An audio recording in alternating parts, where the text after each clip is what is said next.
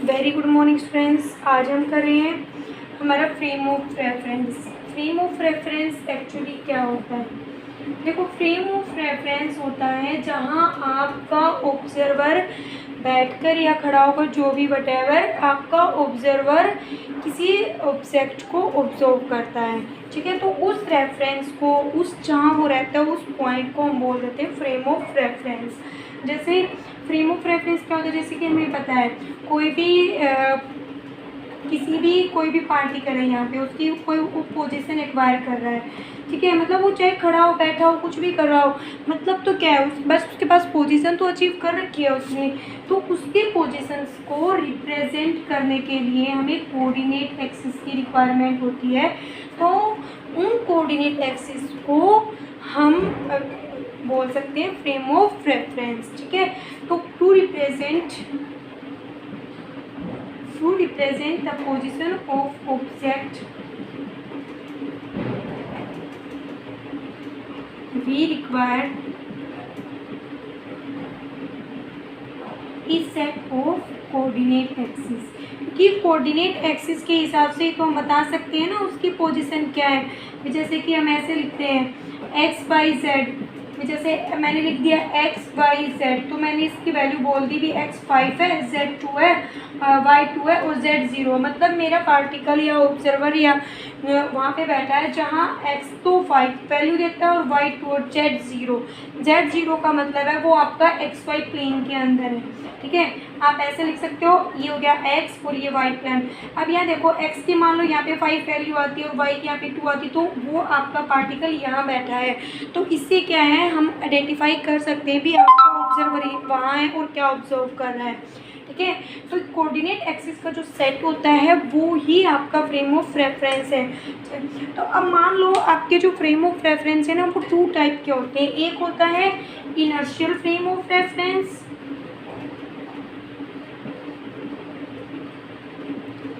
and second is that non-inertial frame of reference।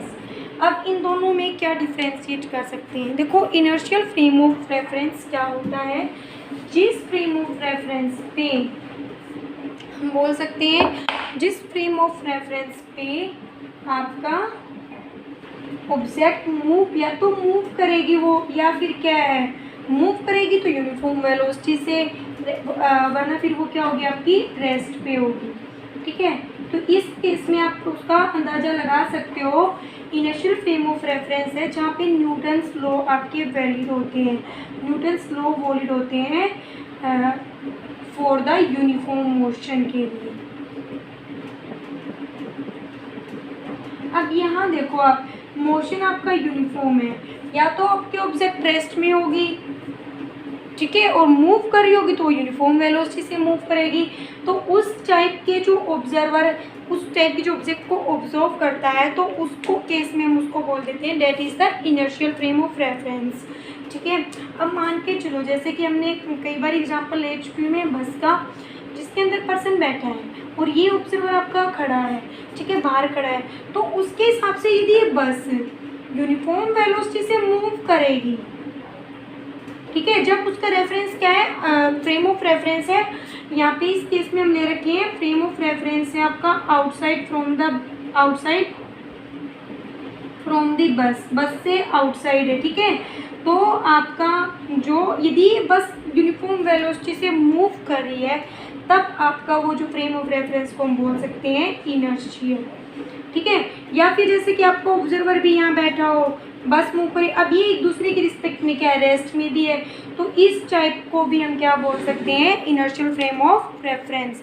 उसके बाद आपका नेक्स्ट आता है non inertial frame of reference. Non inertial frame of reference means जहाँ पे क्या हो, न्यूटन्स लॉ इनवैलिड हो, न्यूटन्स लॉ इनवैलिड, और न्यूटन्स लॉ आपके इनवैलिड होते हैं in case of the non uniform motion,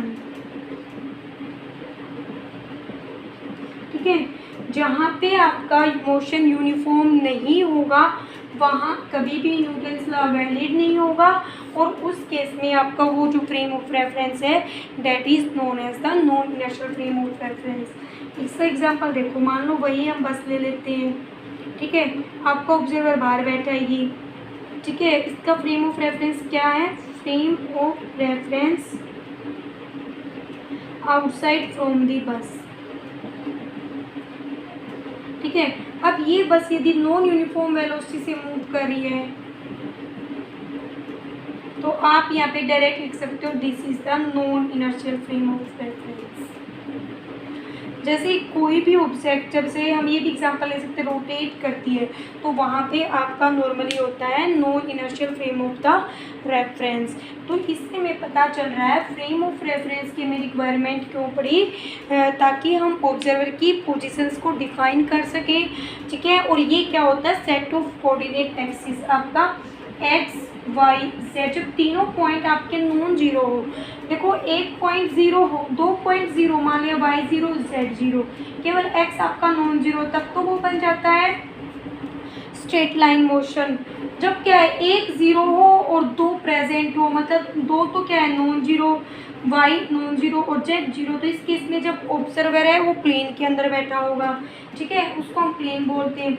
उसके बाद थर्ड केस, जब आपके तीनों ही नॉन जीरो हो, एक्स भी नॉन जीरो, वाई भी नॉन जीरो, जेड भी नॉन जीरो, इस केस में जो उसकी पोजीशन है वो आपकी होगी स्पेस के अंदर। ओके, तो फ्रेम ऑफ रेफरेंस कुछ भी नहीं है, ए सेट ऑफ द कोऑर्डिनेट